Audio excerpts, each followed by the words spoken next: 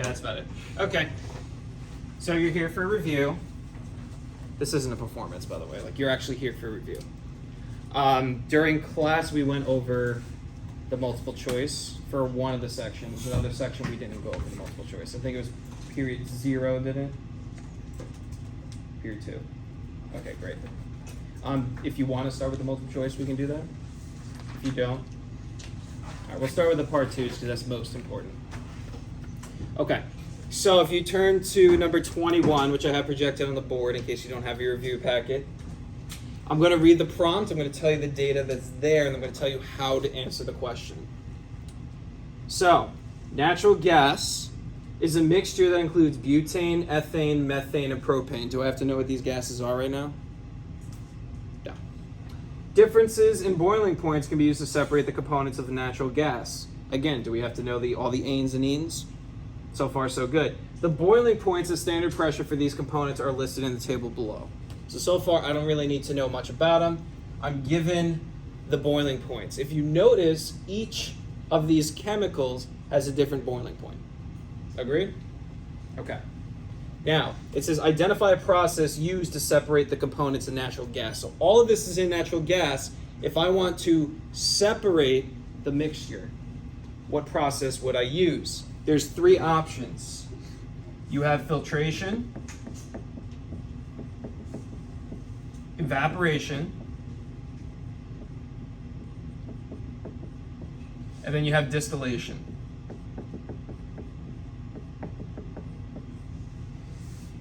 These 3 separation techniques are what you would see on the Regents exam. You don't really see chromatography anymore. These are all used to separate mixtures. You can't use this to separate compounds and elements and things of that nature. Those are chemically combined. This is only for physically combined. So if you notice, natural gas is just a mixture. All of these are chemicals, pure substances, butane, ethane, methane, and propane, but they're all mixed together to form natural gas. So which one do you think I should use between filtration, evaporation, distillation? And there's no shame in getting anything wrong. That's why you're here. All right, I'm pretty sure some of you just don't want your voices on there. So just give me a 1 for filtration, 2 for evaporation, and 3 for distillation.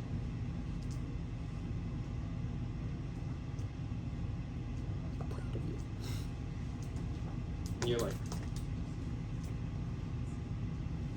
we say 3? You're correct. The process is distillation. Here's the reasoning.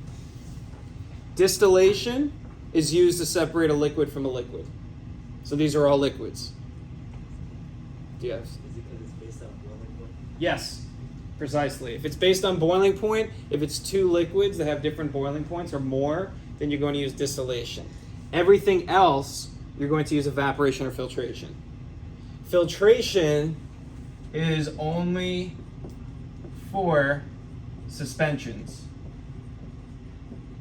A type of heterogeneous mixture to where the particles are large. Remember I said that test where for a heterogeneous mixture to be a suspension, you have to shake it before use.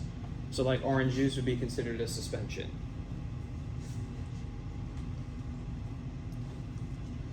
Evaporation is used for anything that has a solid in a liquid.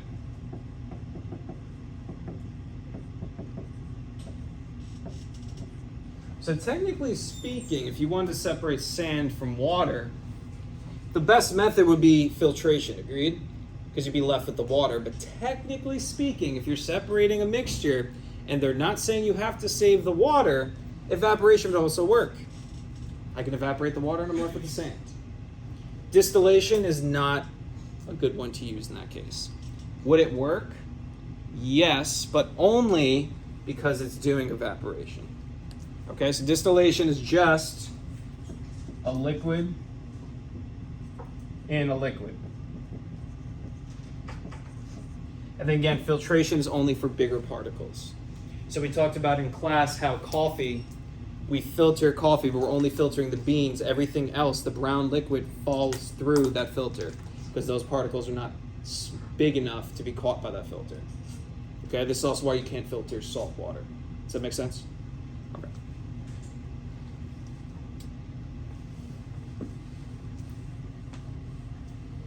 Going to refer to my technical support to go a little bit lower. Perfect. And a little bit more. Okay, a little. Yeah, perfect. Perfect. You're awesome. Okay. This, remember how I talked about, like, you need to know about a flow chart? This is the type of flow chart that you would see. So matter is on top. So we're talking about all the classification of matter. So all matter can be classified using this flow chart. There's two things. There's pure substances and then there's mixtures.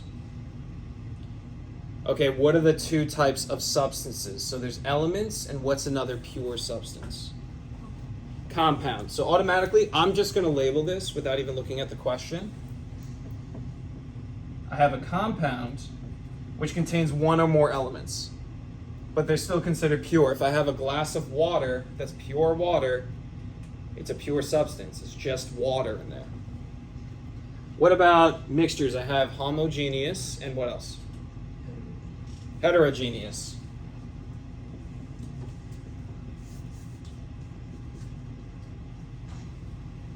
Okay, so it says, explain in terms of particle arrangement why NaCl, so sodium chloride aqueous, is a homogeneous mixture.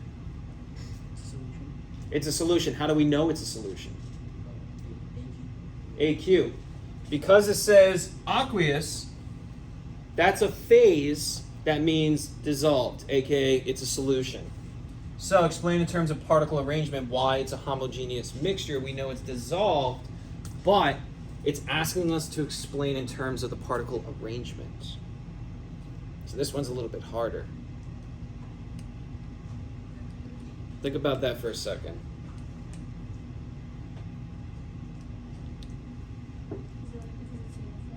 Perfect. That's it.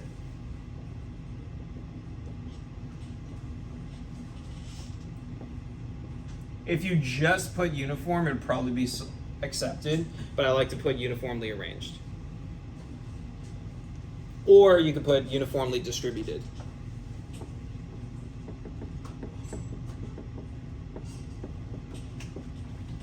My handwriting is like trash today, so excuse me.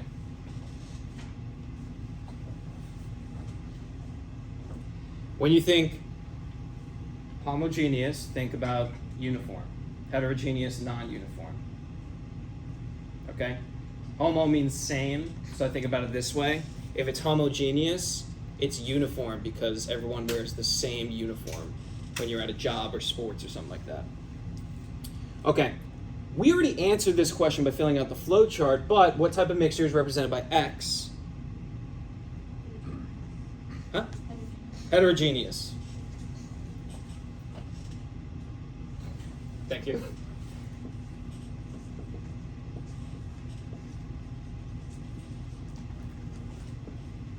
It's heterogeneous.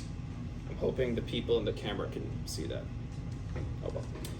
Given a mixture of sand and water, state one process that can be used to separate the water from the sand. Yes. Filtration. Why do you say filtration?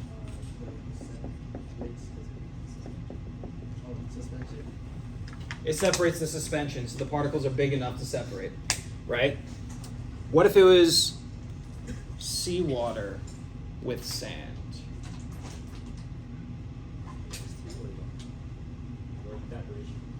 Yeah, you could use evaporation to separate the water from the salt and the sand. But, and I've seen this question before, they'll say, how do we separate the water, the sand, and the salt? And you're correct, you could use evaporation, but the better answer to isolate everything was I'm going to filter it, then evaporate it. So filter it and then evaporate it. But it also depends on what they're looking for. If you just put evaporation, most likely be good. Okay? If they want you to name the two processes, then they'll say state two processes or two steps to separate the components in this mixture. All right. Is this okay? Anyone need any clarification? Okay. Look at this. My tech person is just on the ball today. Thank you. Okay, now let's hope all this is relevant because we found out that there were some mistakes. Because I think I told you guys to cross out one of them in one of my periods. 28? Okay, I'm just going to put number 28 and we'll just skip that for now because it's a different unit. Okay, I'm going to read the problem. Nitrogen gas and oxygen gas make up about 99% of the Earth's atmosphere. Other atmospheric gases include argon, carbon dioxide, methane, ozone, hydrogen, etc. The amount of carbon dioxide in the atmosphere can vary. Data for the concentration of carbon dioxide gas from 1960 to 2000 are shown in the table below. Okay. It's a lot of stuff to say. Do I have to know anything about argon, carbon dioxide, methane, ozone, hydrogen? I don't have to know anything about their properties for this question. Okay, it says, explain why the atmosphere is classified as a mixture.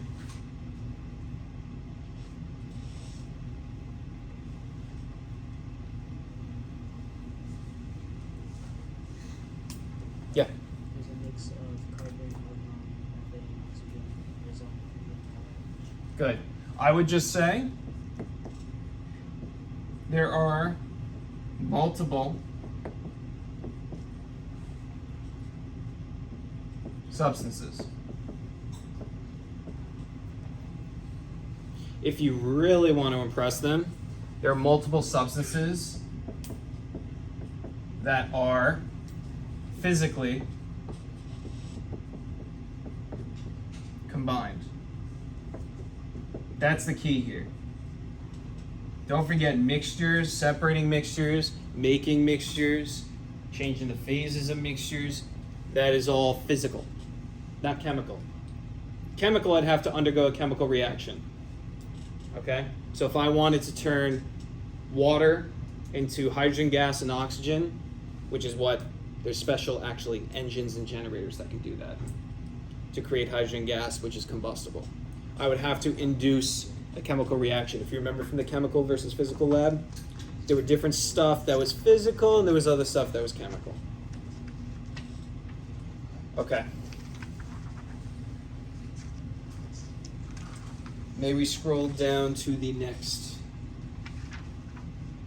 Wonderful, thank you. All right, a student prepares two 141 gram mixtures, A and B. Each mixture contains ammonium chloride, because you probably don't know that yet, sand, and water at 15 degrees Celsius. Both mixtures are thoroughly stirred and allowed to stand. The mass of each component used to make the mixtures is listed in the data table below. Okay, so ammonium chloride, two different mixtures, one has more than the other. Same thing with sand, but the water is equal in both. Describe one property of sand that would enable the students to separate the sand from other components in mixture B. So the Regents kind of phrases things a little bit weird because these are all Regents questions. I'll rephrase this for you. Why, or what's a property? What about sand allows me to separate it? It's a solid. Good, it's a solid. What else? What about the size, the particles? I was going to say they're big enough to be able to like separate them. Beautiful. So we could say large, solid particles. And if you really want to go overboard, easily filtered.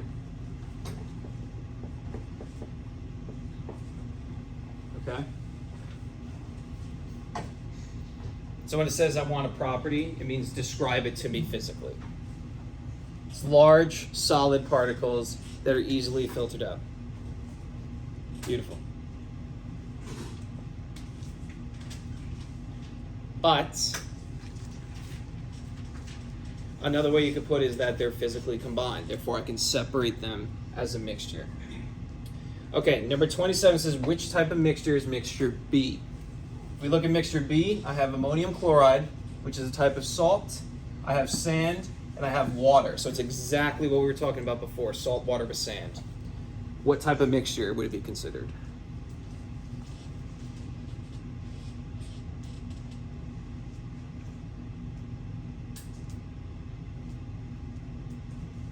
Remember this? Everyone at home, remember this? So on the bottom, I have a solution of salt water. On top, I have isopropyl alcohol. In the middle, I have the beads. So I have a solution with larger particles. It's basically the same thing, right? I have to shake it. Once I let it settle after shaking, you notice everything starts to settle. And as I leave it here, the beads, as you remember, are going to move closer together. But I had to shake it, and then once it settles, then it settles. Momentarily, when I shake it, now everything's more randomly mixed until I let it settle, and then it's able to separate out. What kind of mixture would this be considered then? It's a suspension. I had to shake it, it's a suspension. Mixture B is automatically a suspension because it has the sand. Because it has the sand. The sand makes it a suspension. I have very large particles to deal with. Okay, so I'm going to put suspension, but I'm going to ask you another question. What if the question said the mixture without the sand? Then what kind of mixture would it be? Would it still be a suspension? Would it be something different? Then it would be a solution, because salt water is a solution. And why is salt water a solution? Because it's clear. It's clear. That's a great determination. What else? It's uniform. Okay, it's uniformly distributed. The particles are way too small, and each one of those ions are going to be surrounded by a water molecule. You don't know that yet. We'll get to that in solutions unit. Great stuff. Great stuff. All right, can we scroll a little bit down? We can skip question 28, right? We said? Yeah. Okay, great. So if you could scroll up a little bit so I could read the prompt. Good, perfect. You're awesome. All right, in a laboratory investigation, the student is given a sample that is a mixture of 3 grams of NaCl, sodium chloride. What is that, sodium chloride? Salt. It's salt, it's just table salt. So I have 3 grams of salt and 4 grams of sand, which is mostly silicon dioxide. If you didn't know, sand, glass, silicon dioxide. The purpose of this investigation is separate and recover the components in the sample. So it's saying I want to separate and I want to collect it. In the first step, the student places the sample in a 250 milliliter flask, and then 50 grams of distilled water added to the flask, and the contents are thoroughly stirred. The mixture in the flask is then filtered using equipment represented by the diagram below. So what they're saying is, I want to separate the salt from sand in a mixture. So they already did half the thinking for you. They said, well, sand doesn't dissolve in water, agreed? But salt does. So he said, let me dissolve the water. Then I can run it through the filter. And what this question is asking is, after I filter out the sand, what am I left with? I'm left with the salt water. Now it's asking you, oh, well, here's the next step. How do I get that salt out? Evaporation. So I'm going to write that up here so everyone can see easier.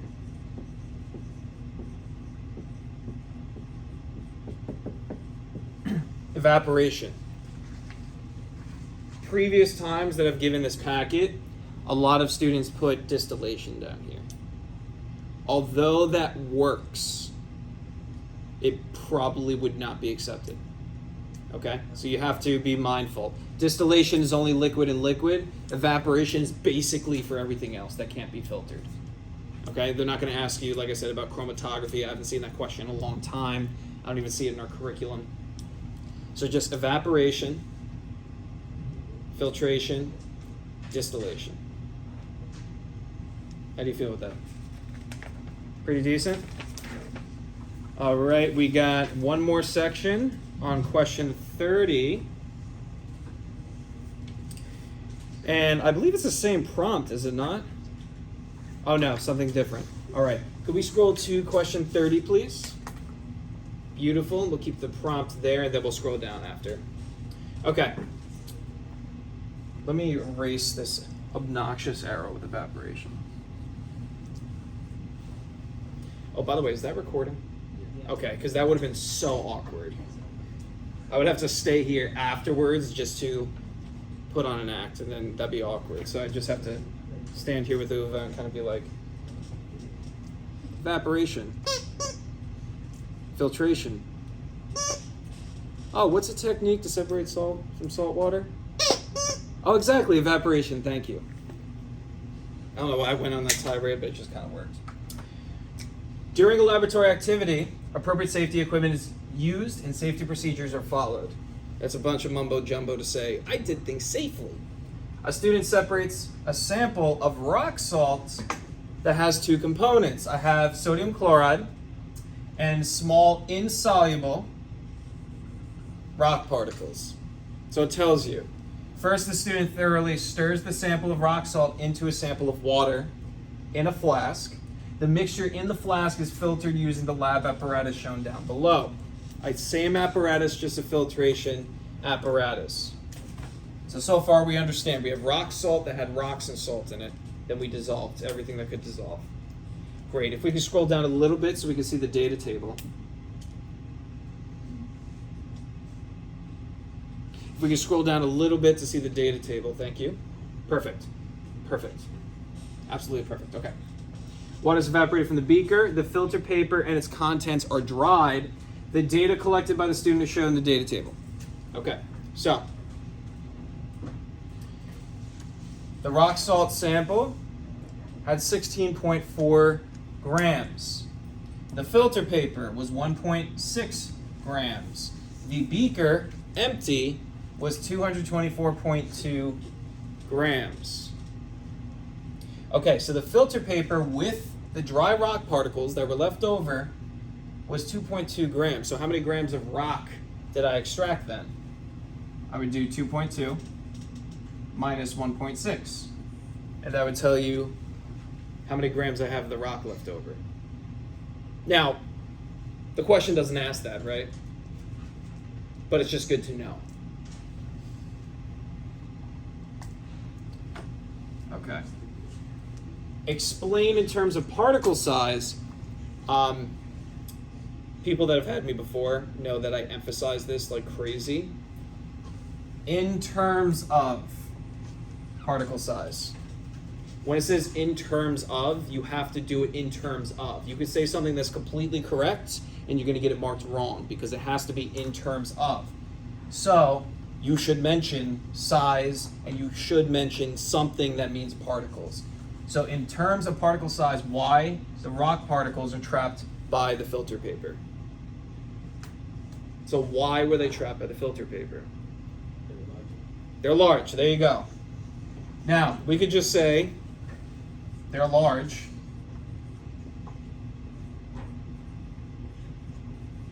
I would go a little bit further, say they're large enough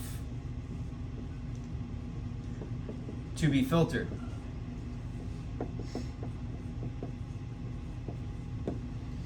Because as you know, large is just a relative term, right? To an ant, I'm large. To like 90% of the population out there, I am small. I prefer the term vertically challenged or fun-sized. But here I am. Just rock salt. Okay, any questions from here? Does anyone need to or want to go over any of the multiple choice questions? Again, the answer key is posted on Schoology, so you can double check your multiple choice questions. The answer key is also on there. It's on the last page. It also describes the part 2 answers that would be accepted. Because there's multiple types of responses they would take. I like using the answer key because it tells you what the Regents would expect you to say. Okay? Anything further? Sure? Positive? Yes. Perfect. Thank you.